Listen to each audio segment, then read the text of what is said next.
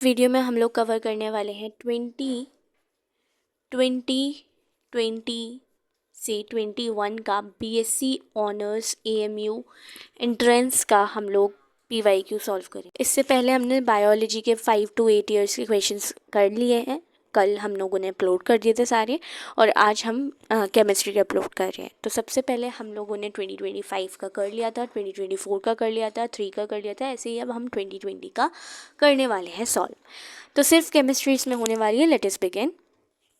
The shape of ClO3 minus according to the VSEPR theory के according इसका shape जो होता है वो होता है ऑप्शन नंबर सी, पिरामिडल। उसके बाद इसने बोला इनमें से कौन सा कंपाउंड आपको सबसे स्टेबल दिखाई दे रहा है। सबसे स्टेबल वो कंपाउंड होगा जिसके पास इलेक्ट्रोपॉजिटिविटी होगी और एक के पास इलेक्ट्रोनेगेटिविटी होगी।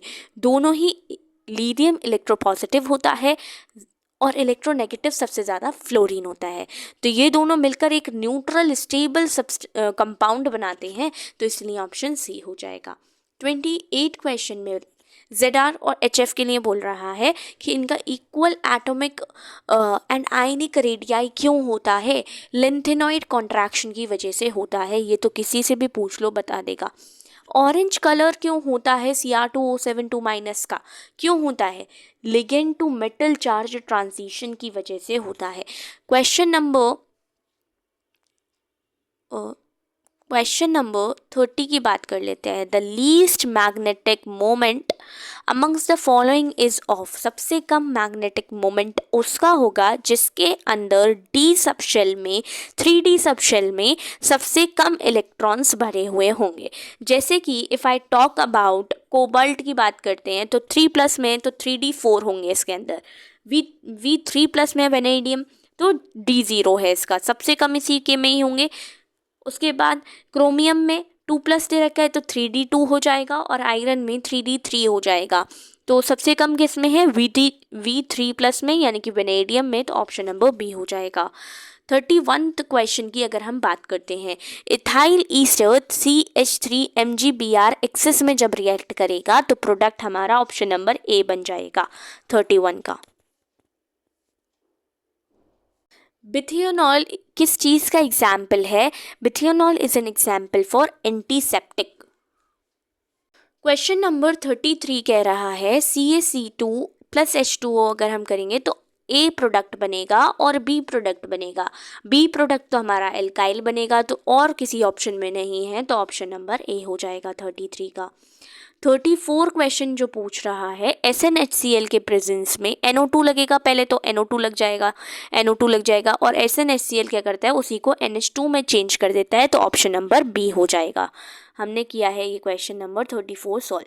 35 की बात करते हैं, और ये बहुत फेमस रिएक्शन है। टोलुइन को बेंजल्डिहाइड में बनाना, बीच में क्रोमाइल क्लोराइड होता है, तो उसका नाम है Etard reaction. It is asking about the correct reactivity.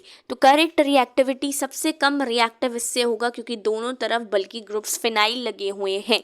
फिर सबसे ज़्यादा रिएक्टिव सेकंड से होगा, फिर 2 मिथाइल ग्रुप लगे हुए हैं, इस वजह से थर्ड से होगा, तो सेकंड होगा, फिर थर्ड होगा, एंड देन 1 हो जाएगा आंसर।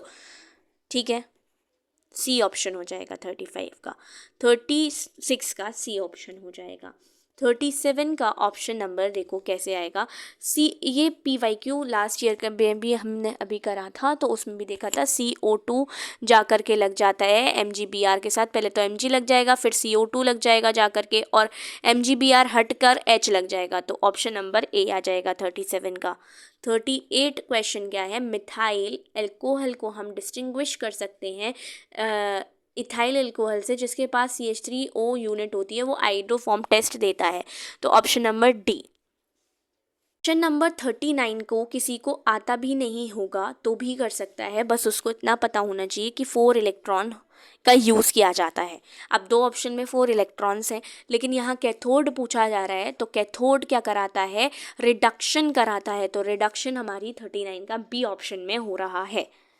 क्वेश्चन नंबर 40, कौन सी चीज़ टेम्परेचर डिपेंडेंट नहीं है? मोलैलिटी किसी भी इलेक्ट्रोलाइट सोल्यूशन की डिपेंड नहीं करती टेम्परेचर पर।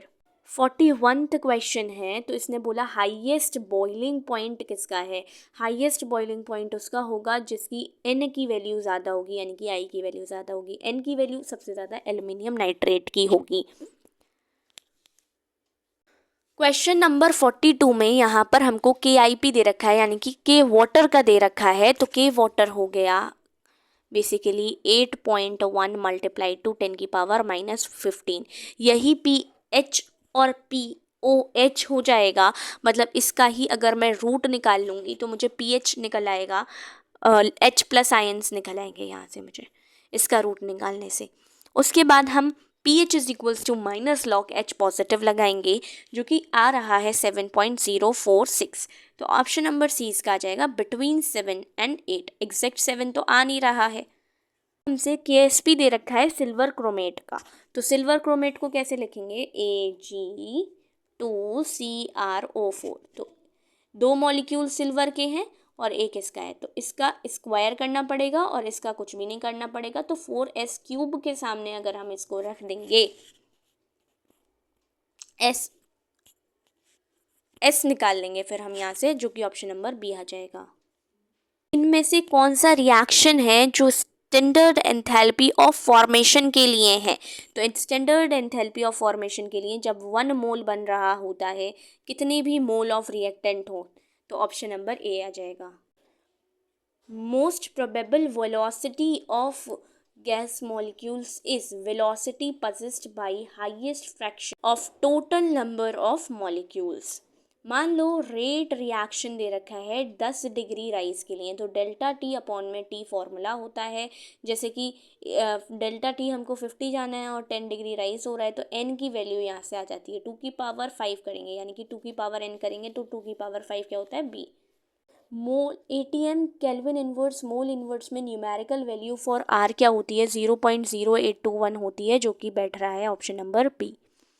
48 हाइपोफोस्फोरस। एक तो इन लोगों ने पिछली बार पूछा था हाइपोफोस्फोरिक।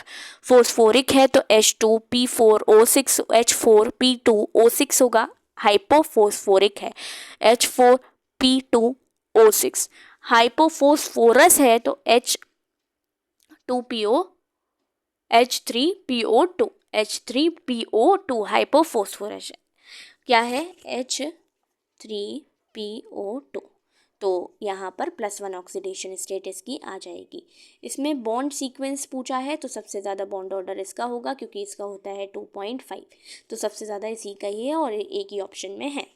XCOF4 का अगर हाइब्रिडाइजेशन निकालना है तो 8 इसमें होंगे, 2 हो जाएगा तो ये 10 आएगा, जो कि sp3d क्या नाम है 5 आ जाएगा ना, यहाँ से ये 2 5 10 करके, तो sp3d आ जाएगा आंसर इसका। विद दिस हमने कवर कर लिया है 2020 to 21 का paper. Now let us start with the 2019 के पेपर से हम स्टार्ट करेंगे नेक्स्ट वीडियो में।